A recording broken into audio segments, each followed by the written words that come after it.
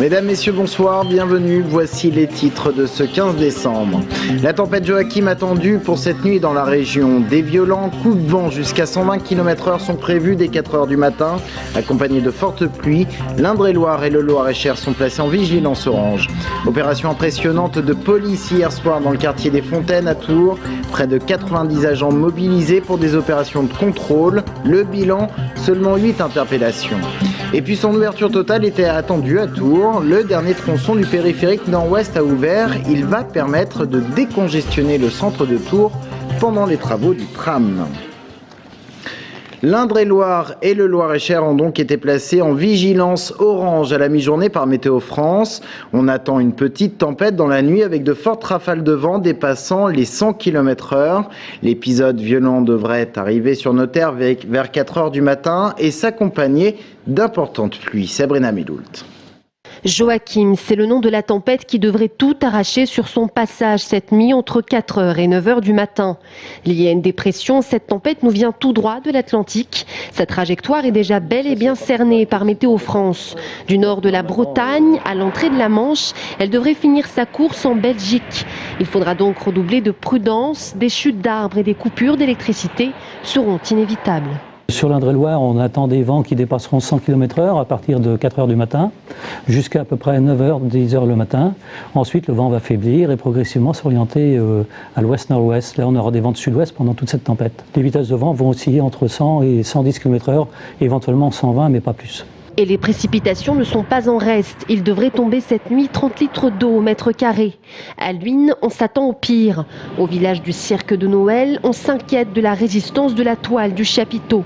La commune a même proposé son aide aux organisateurs. En tout, ici, c'est 6 semi-remorques, c'est 5 tracteurs qui arrivent, c'est des pieux que nous replantons dans le sol. Et puis c'est quand même déjà depuis lundi quelques nuits que nous passons autour du chapiteau, puisque c'est des nuits très courtes en ce moment, puisque déjà lundi, on a eu 90 km/h sur le site. En Indre-et-Loire et dans le Loir-et-Cher, les pompiers sont déjà sur le qui-vive. Plusieurs officiers de garde départementale devraient être appelés cette nuit. Oui, pour votre sécurité, il est donc conseillé de limiter vos déplacements, de ne pas monter sur les toitures pendant les coups de vent et de ranger tout objet susceptible de s'envoler. L'ancien député d'Indre-et-Loire, Renaud Deneudieu de Vabre, mis en examen ce matin pour complicité d'abus de biens sociaux dans le volet financier de l'affaire Karachi. Après avoir été entendu par les enquêteurs de la Division nationale des investigations financières, il avait été remis en liberté hier. Entre 1993 et 1995, il était conseiller du ministre des Affaires étrangères François Léotard et avait participé aux négociations aboutissant à la signature de contrats d'armement avec le Pakistan. On suspecte des rétrocommissions ayant permis de financer la campagne d'Édouard Balladur. Et puis, selon plusieurs sources concordantes et sans surprise, c'est bien Guillaume Pelletier qui sera le candidat UMP pour les législatives sur la première circonscription d'Indre-et-Loire. La décision sera officiellement rendue publique fin janvier du côté de l'UMP national, mais la commission des investitures a penché pour lui au détriment du conseiller régional Thibault Coulon. La grève des enseignants, assez peu suivie selon le rectorat sur l'Académie Orléans-Tours, avec un taux de grévistes de 10,93% pour le premier degré et de 16,40% pour le second. À Tours, ils étaient à peu près 500 à se réunir devant la préfecture d'Indre-et-Loire. Principal mot d'ordre, la réforme de l'évaluation des enseignants. Ils refusent de voir le chef d'établissement placé au cœur du dispositif et souhaitent conserver l'inspecteur. Et puis enfin, mot pour vous dire qu'à Blois, ils étaient entre 400 et 700 manifestants. Son ouverture totale était attendue pour décongestionner l'agglomération tourangelle pendant les travaux du tram. Le périphérique nord-ouest est désormais praticable jusqu'à Saint-Cyr-sur-Loire, c'est-à-dire son point de chute. L'ouvrage a été inauguré aujourd'hui. Sébastien Manger. Ça y est, le périphérique de la Choisy est ouvert à la circulation d'un bout à l'autre. Après une dizaine d'années de réflexion et de travaux, élus et maîtres d'ouvrage ont semblé pour le moins soulagés. À l'image d'une joyeuse colonie de vacances, ils ont arpenté à bord d'un car les 6 km de cet axe nord-sud à l'ouest de Tours, censé désengorger le cœur de l'agglomération.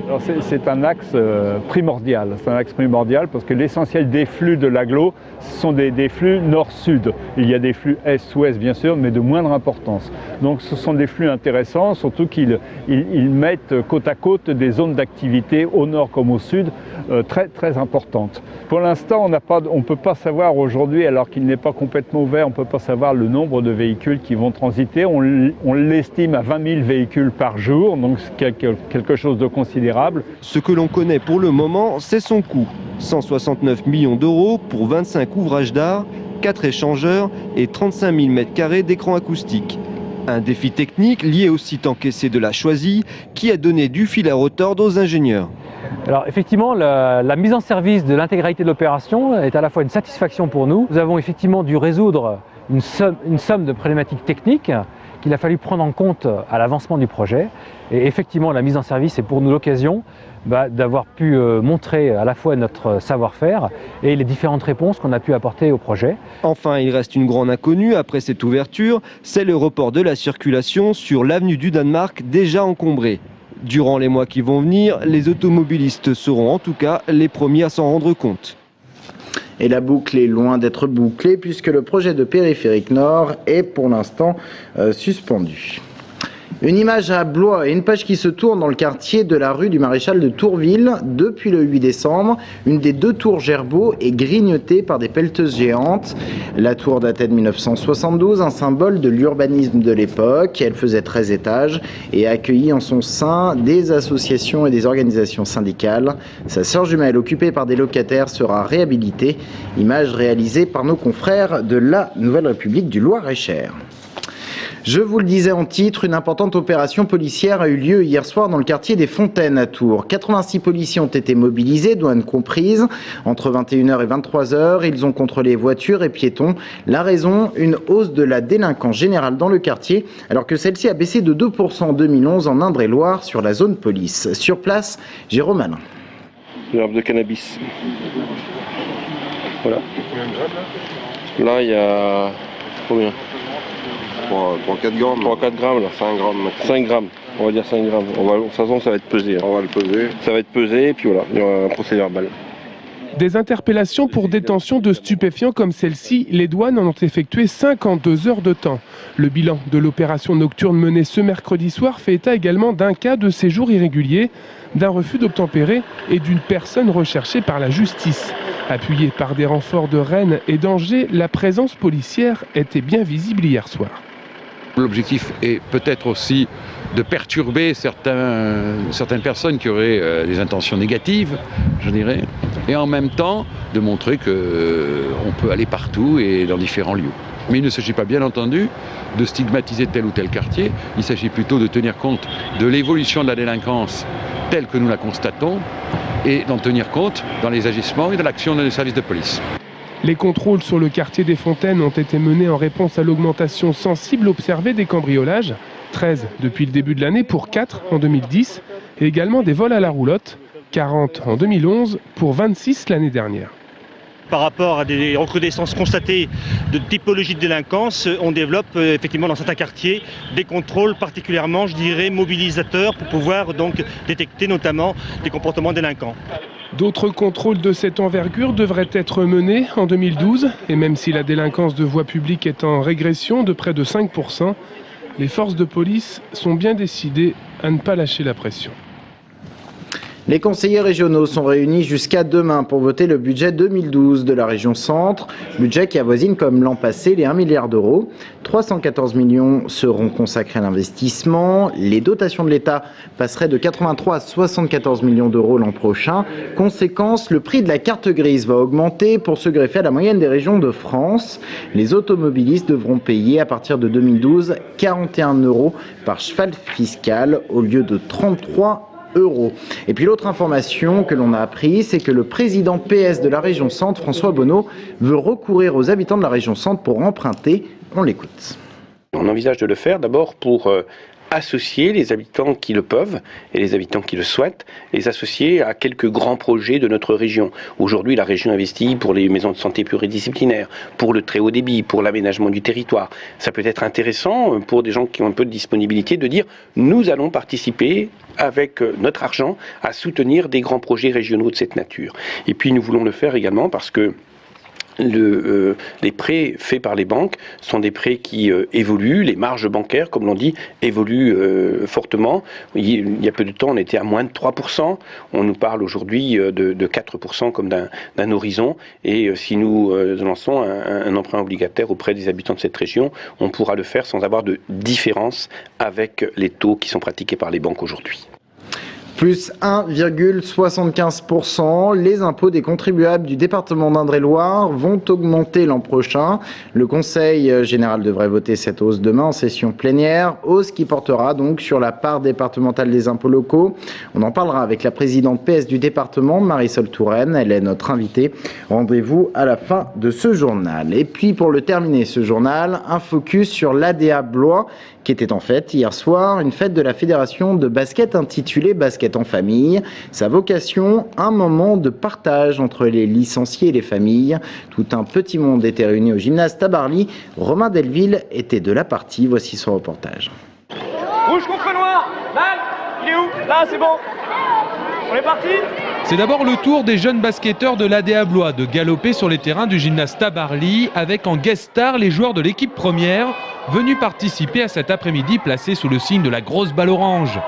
Et sa bataille sec sous le panier avec comme seul mot d'ordre le plaisir de jouer et le collectif. Mon truc préféré c'est le jeu collectif, que les autres ils jouent pas tout seuls parce que s'ils jouent tout seuls après ça va servir à rien. On peut pas tous être pareil. En plus c'est bien parce que s'il y en a un rapide il peut partir devant pour avoir la balle. Et l'autre qui est plus lent il peut avoir la balle et lui faire la passe. Même si on perd, même si on gagne, j'aime bien jouer. Comme je joue avec mes copains, c'est encore plus amusant. Dans les tribunes, certains parents ont pu partager ces moments de grande dépense physique, des parents conquis par les valeurs véhiculées par l'esprit basket. Surtout l'esprit d'équipe, le fait d'être à plusieurs, de savoir vivre avec les autres, voilà, c'était surtout ça. Ça nous a aidés en fait dans notre éducation parce que du coup ils étaient rigoureux pour pouvoir faire du basket. Il fallait qu'ils aient une rigueur aussi à l'école et puis ils ont l'esprit aussi maintenant collectif grâce à la mentalité du basket que j'apprécie. Allez, on inverse les rôles en fin de journée. Les jeunes tiennent la table de marque, les joueurs de National 1 deviennent coach et les parents chaussent les baskets et enfilent la tenue de l'ADA. C'est le cas de Corinne, maman accompagnatrice et un peu mascotte des Benjamins. Comme son fils, elle porte le numéro 4 et est très fière de pouvoir marquer son premier panier en match presque officiel. Oh, c'est génial, en plus mon fils m'a vu. Alors c'est super, ça y est, je l'ai mis. Et puis voilà, ça fait une belle sensation parce que du coup, on suit un petit peu ce que font nos enfants. Au départ, je ne devais pas jouer, mais mais si, maman, ce serait bien. Donc je ne suis pas vraiment une sportive, mais c'est vraiment pour délirer et puis pour finir l'année correctement avec l'ADA. Et pour finir correctement, le résultat du match des parents ne sera pas révélé parce que les Blancs se sont bien battus aussi. C'est la fin de cette édition, merci de l'avoir suivi. On se retrouve dans un instant avec Marisol Touraine, restez avec nous.